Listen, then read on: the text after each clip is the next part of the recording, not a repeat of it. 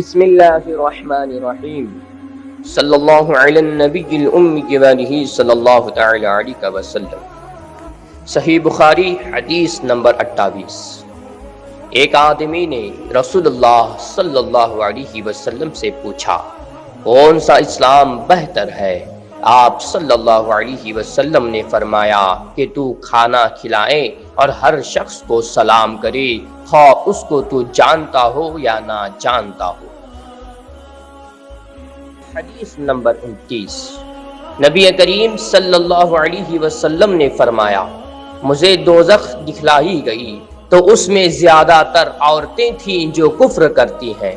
کہا گیا، یا رسول اللہ، کیا وہ اللہ کے ساتھ کفر کرتی ہے؟ آپ صلی اللہ علیہ وسلم نے فرمایا کہ خاوند کی ناشکری کرتی ہے اور احسان کی ناشکری کرتی ہے۔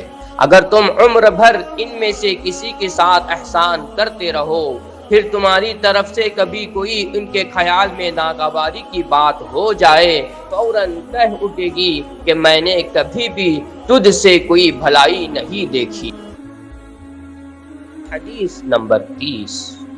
آپ صلی اللہ علیہ وسلم نے فرمایا، جب دو مسلمان اپنی اپنی تلواریں لے کر بھیڑ جائیں تو قاتل اور مقتول دونوں دوزخی ہیں۔ میں نے عرض کیا کہ یا رسول اللہ صلی اللہ علیہ وسلم، قاتل تو خیر ضرور دوزخی ہونا چاہیے، مقتول کیوں؟ فرمایا، وہ بھی اپنے ساتھی کو مار ڈالنے کی حرص رکھتا تھا، موقع پاتا تو اسے ضرور قتل کر دیتا، دل کے عزم سمیم پر وہ دوزخی ہوا۔